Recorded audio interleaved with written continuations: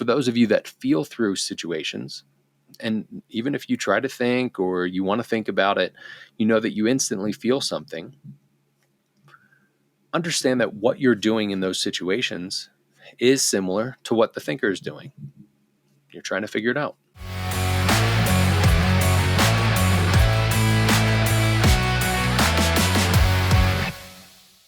Hello, and welcome to the Mindset and Self-Mastery Show.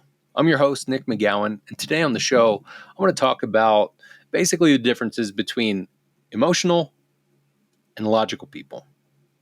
Growing up, I was always told, use your brain, use your brain, use your brain. I was told this by people who are very logical people, and it took me a while to really understand how I am. And yes, I think, and I'm a thinker in a sense. However, I'm a feeler. I feel all the things, and I feel them immensely. And I had been afraid to really feel my feelings for a long time because I was told everything short of they were not welcome here and that I shouldn't have them. And that's tough. So before I get any further into this episode, I want you to think about and feel into, who are you? Now, there's a hybrid. We all have a bit of a hybrid. So if you're like, I sit right in the middle, like, okay, cool. But realistically, pick a side. Which one would you say that you're more on? Are you more of an emotional person where you feel things? Or are you more of a logical and a thinker where you have to think about things and you really have to use your mind and use your brain to be able to logically figure something out? And I think that there's a feeling to all of this. Like when I'm thinking about something, I can feel it right here. There's a concentration. There are often times where I've caught myself thinking and I could tell I'm like furrow-browed and just looking down and just thinking about the thing. I'm not angry. I'm just deep in thought and really trying to dive in. Like I'm trying to burrow in. Now, it might be a little too animated for what you're used to. It might be less animated than what you're used to. There's also the emotional people. Again, like me, I know that I'm primarily emotional, and I have to feel the things before I can think about them. And most times, if not every single time, I naturally feel things before I think about them. And that's probably a great way for you to really figure out which side you're on as we go through this conversation. When something happens, do you start to think and instantly your brain is starting to move on different things and you feel like you're working on all cylinders with that? Or do you have an immediate reaction that is somatic or at least churning within you? And if you pick one of those sides and you say, look, I'm a thinker, great. This isn't for the end of the end of your life. This is not the whole thing. This is just for this conversation. As you go through and you really think from that perspective, listen to this episode from that perspective. And for those of you that are the emotional and you feel things first, then feel through this episode because I want to talk about both of these. In fact, I want to start with something I've recently really thought about is being logically emotional. We will get to the logical emotions as we get through this. But for those of you that are the thinkers of this, when anything happens in the world, when anything happens specifically in your world, from my understanding, you will start to think about those things instantly, really without you even knowing what's going on. You're starting to think through it. There are some people in my life that are that type of people, that they are thinkers first. The one that comes to mind that's just easy to talk about is my dad. My dad on the Enneagram, I believe, is an 8. He's never actually gone through quizzes or anything like that. But based on what I know, that man is absolutely an 8. And he also has a thinker's persona. He thinks about things. He really spends time thinking. In fact, sometimes I remember when I was growing up, he'd be sitting at the kitchen table as a little kid, when I was a little kid. He'd be sitting at the table and he'd be going through some notes or like writing out some ideas and stuff for his business. And he would spend a lot of time thinking. As much as I know that man to be a worker, like he's in his mid 60s at this point and battling through some really difficult things right now and still out there working and doing hard things and lifting heavy things and just being active. I also know of him to be a thinker because he's thought about those things to then be able to do those things. Like he told me about how he used to work at a nuclear power plant in the control room and all those dials and gauges and things of that sort. And for the most part, I don't fully get that stuff. I can understand a little bit of it, like the ebb and flow, I guess all pun intended, of the different pressures and things of that sort. But really, the closest I can come to when I think about it is wavelength of music and sound. So we've had conversation about that. But he always thinks about things and has kind of an engineering mind in that sort of way to be able to think and then act upon those. There have been times where I've thought, I guess he didn't think about how other people felt about these things. Now, yes, it's kind of a judgment, and that's me jumping to conclusions of things. Just being straight and being honest with you, I've thought that, and I've felt that before. And there have been times where it was clear that he hadn't, because he thought through it, and the decision he made was the best decision he felt was the right thing to do, or thought was the right thing to do, and he went that direction and just did the damn thing. It's a different story than somebody who would feel through that most times. So, again, I think about my dad as that thinker. Take a moment. Who do you know that is that thinker type? Put a picture to that. Let's think about that person and hold them right there and go, wow, that person is a thinker. Now, if you're the thinker, think of somebody else because you want to get yourself out of this equation so that you can look at it from kind of a third-party perspective. So thinking from that way and understanding that somebody else, and put a face to that name and the thought of that person that is that thinker. Think about how they handle situations. Go ahead. Maybe there's emotion to it sometimes. Most often it's them just thinking and doing the thing and believing that they made the right decision because they thought about it. They trust themselves. I can respect that. Sometimes it doesn't always look clear or obvious to us, but there's a respect there, right? Like, all right, cool. You did what you thought was right. You thought about it. Okay, so there is the thinker. You've got that person in mind. And for the emotional people, again, like me, think about somebody that's a thinker so that you also have somebody in mind. Maybe it's your dad. If you're my brother or sister to listen to this, it is absolutely your dad.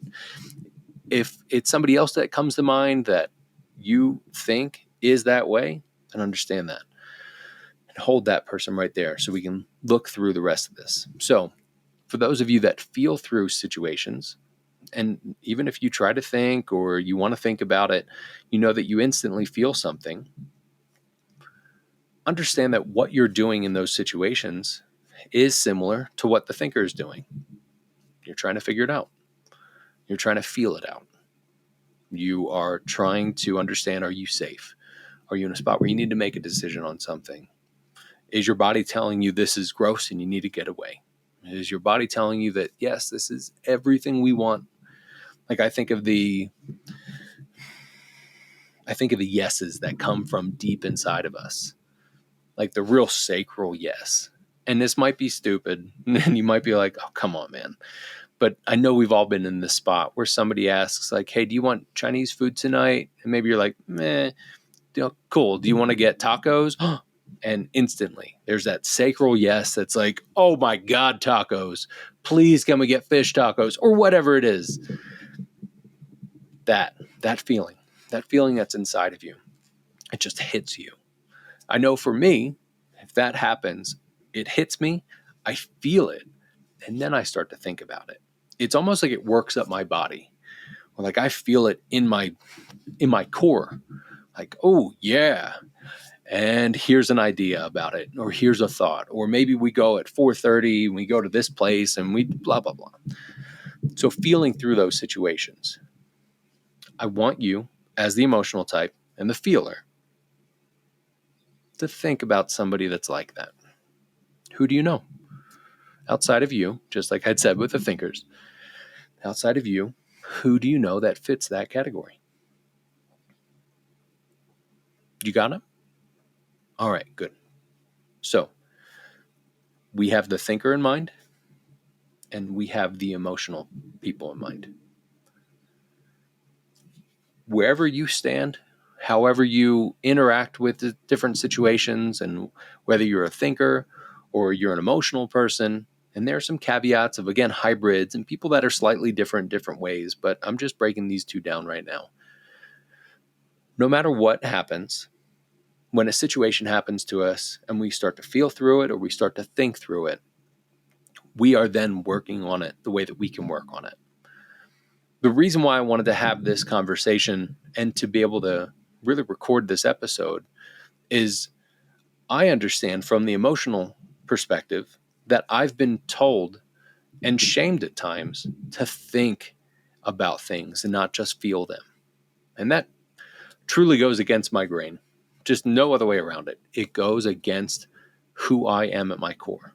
And it took me a long time to really be able to settle in on it, because honestly, it was something I knew. I think even from being a little kid, I remember being told, use your brain, use your brain, use your brain. I was like, but I feel upset about this thing, and I don't feel like I can think about it yet because I'm trying to sort through my feelings. Then for us in that spot to be able to be emotional and to have those feelings that come through us, we need to be able to listen to those, just like those of you who are thinkers need to be able to listen to the thoughts and then be able to make something of it. So I'm sort of being ambiguous with this because without getting into different scenarios that just tie in my side of it, I want to make sure that we incorporate the thinkers as well. Because again, there are hybrids, and I know that I'm a bit of a hybrid at times. I think some of that hybrid comes from traumas and comes from different situations. Like I've already said that I know that I've been shamed in different ways. I hold no resentment to the people that have shamed me. I don't believe that they were trying to really break me down. There are people in life that have, but the main people I think of, they weren't trying to really fuck with me. They were trying from their perspective because they were thinkers. Just like if I were to say to somebody, come on, feel it. What does your gut say? What is the feeling? What do you want to do with this? What does this feel like for you to do? Somebody who's a thinker would be like, shut the fuck up. I think this, that, and I think you should shut up, or whatever it is. Maybe that's a little aggressive, but for those of you who've listened to the show a lot, you get me.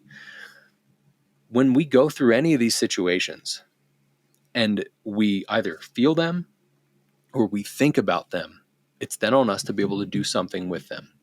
In a recent episode, I talked about traumas and triggers and our interpretations.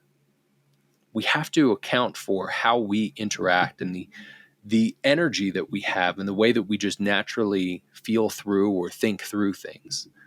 And for those of us that are emotional and that we feel through all these things, we have to not shame other people to do it the way that we do it, because we got to understand that other people are other people.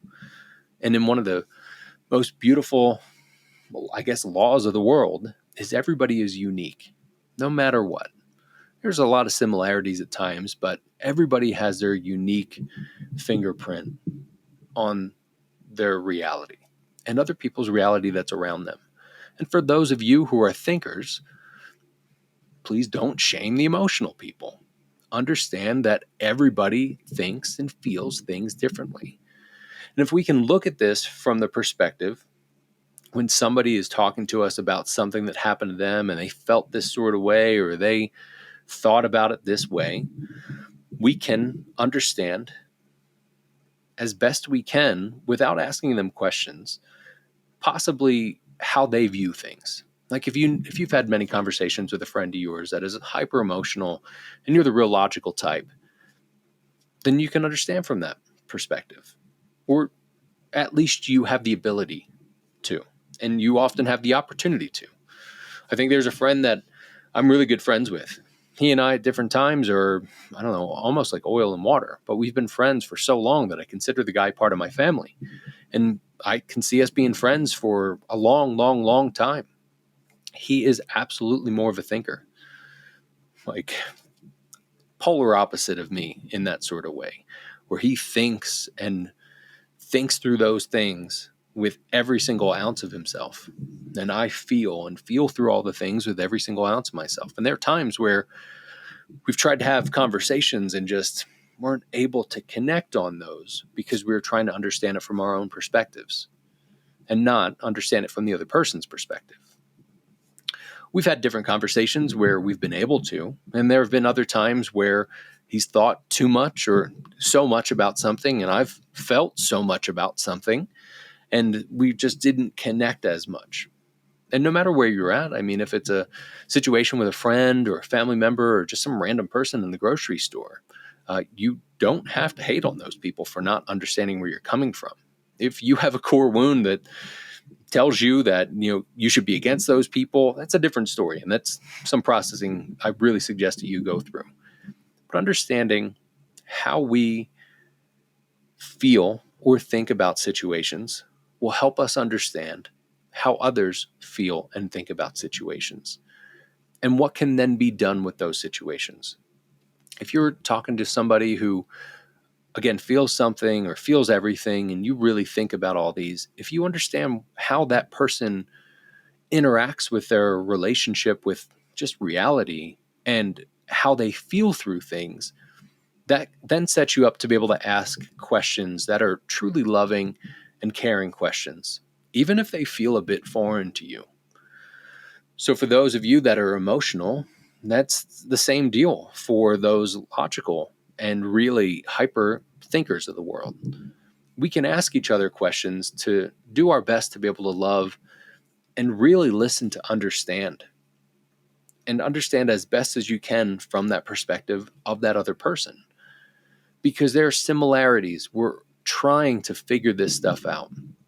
Whether we're thinking about it or we're feeling through it, we're trying to figure out the situation, and we're trying to do the best that we can. We can just basically assume that, especially if it's a loved one or a friend or somebody that you want to actually have these conversations with. So I challenge you, next time that something happens and you want to tell somebody to either think about it differently or feel it differently, I'd suggest and really challenge you to ask questions. How does that make you feel? What do you think about that? And those are typically really good questions to be able to figure out, where does this person sit with this? Because I know if I were to ask my dad how he feels about something, I typically get one word, like fine, or maybe two, it's whatever. And he'll move along and tell me, this is what I think about this. And there's really not emotion to it. There's sometimes fire in different ways, but there's not like this really makes me so upset and I feel deep in I don't get that. And that's fine, because that's how he is. So again, thinking about the thinker that you know, run through that scenario. Wouldn't they probably say the same thing or something similar? So for those who are feeling and you're the thinker, when you tell somebody, well, think about it this way, or have you thought about it that way? Ask them how they're feeling about it. What do they feel about that situation? Because from my perspective, I can pretty much guarantee that they're going to come back to you with, well, whatever it is that they felt, but it's going to lead into, and here's what I think about it. Because they're going through the situations that they're trying to figure things out, trying to understand really what this means to them and how it shapes the life that they continue to lead, whether they're feeling it or thinking about it. But we all kind of have those pieces to us. So again, my challenge is, no matter what side you're primarily on, whether you feel or you think things, understand that somebody that's similar to you would appreciate you asking questions and empathizing and understanding where they're coming from. And somebody who's different than you would appreciate the same. Even if they don't want to have deep conversation about it, like if somebody's really a thinker, they don't want to feel through it, I just want to fucking get through this thing, they would still probably appreciate you asking questions to be able to help. And not help in a sense of fixing, but to be able to be with them, to be able to listen, to be able to be helpful in the way of just your support. So if you feel through life, keep feeling through life. And maybe try the thinking thing out. If you think through things, think through it. Think through it all. And think through it in detail like you know you're going to do. But I'd suggest you also try to feel it. And we can learn from each other. And we can try to emulate or try on different things to see how they feel or what we think about them. So if you need help with this or you have any questions or just want to talk about it some more and understand how it not only relates to you and your life and what you can do to be able to live your purpose with this, please reach out. We'd love to be able to help you out or at least point you in a direction of a resource, something we have internally or an outside partner that can help you out with this. I appreciate you being with me today. Thank you so much for your time.